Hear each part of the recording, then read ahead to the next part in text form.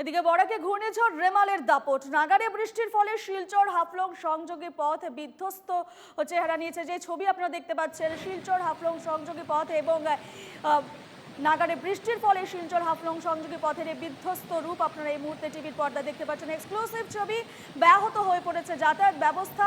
হারেঙ্গাজাও এলাকার নিকটবর্তী স্থানে জলের স্রোতে ভাসিয়ে নিয়ে গেল শিলচর হাফলং সংযোগী পথের এক বিশাল অংশ, যার জেরে রাস্তার দুপাশে আটকে পড়েছে শতাধিক গাড়ি। তাছাড়া শিলচরের বেশ কিছু জায়গায় বন্যার সৃষ্টি হয়েছে। বরাকে ঘূর্ণিঝড়ের দাপট, যে ছবি আপনারা দেখতে পাচ্ছেন শিলচর হাফলং সংযোগী পথ বিধ্বস্ত হয়ে পড়েছে। এক ভয়ঙ্কর ছবি এই মুহূর্তে দেখতে পাচ্ছেন। সড়কের বেহাল অবস্থা।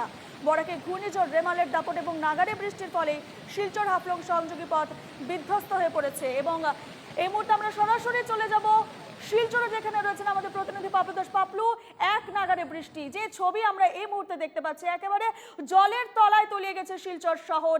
পুরসভা কি জানাচ্ছে, কি ব্যবস্থা নিয়েছে এক্ষেত্রে পুরসভা?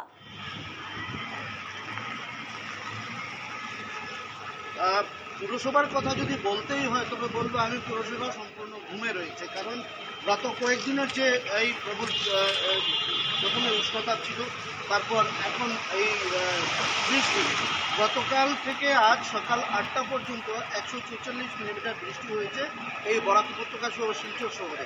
এই অবস্থায় আমরা দেখতে পাচ্ছি শিলচর শহরের প্রায় প্রতিটি এলাকা, উত্তর দক্ষিণ পূর্ব পশ্চিম প্রতিটি এলাকা, অর্থাৎ বালুগ্রাম থেকে শুরু করে নিউ শিলচর মেডিকেল অফিস, আমি বর্তমানে যে জায়গায় দাঁড়িয়ে রয়েছি সেটা হচ্ছে চিত্তরঞ্জন এভিনিউ।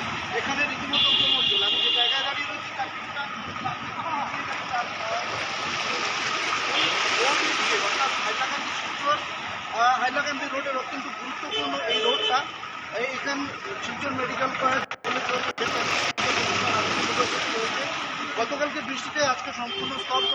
প্রতিটি অলি গলি এবং প্রতিটি এলাকা, মালুগ্রাম, ঘনিয়ালা ইত্যাদি, 6 নম্বর শিলচর আইজল রোড, সোনাই রোড সহ বিবেকানন্দ রোড, কলেজ রোড, প্রতিটি এলাকা আজ জলের তলে।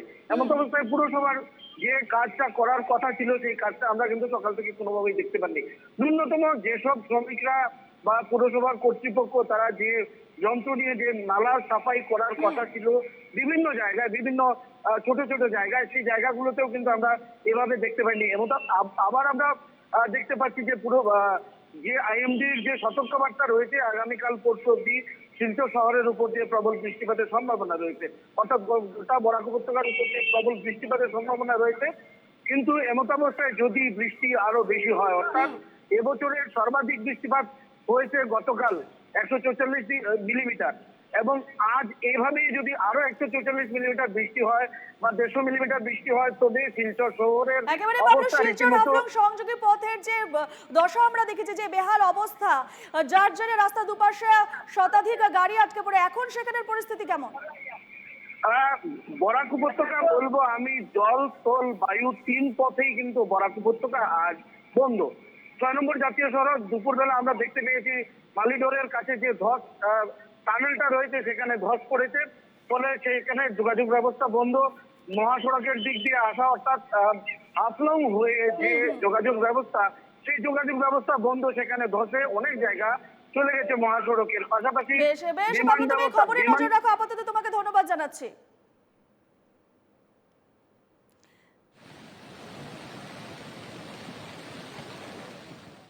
মেঘালয়ের রেমালের প্রভাব শিলচর গুয়াহাটি জাতীয় সড়কে মেঘালয় সোনাপুরে ভয়ঙ্কর ভূমিস্খলন।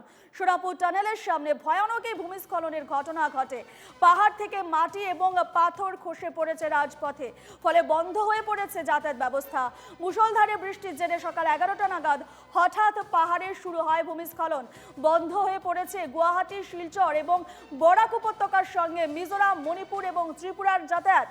রাস্তার দুপ্রান্তে আটকে পড়েছে কয়েকশো যাত্রীবাহী এবং মালবাহী গাড়ি।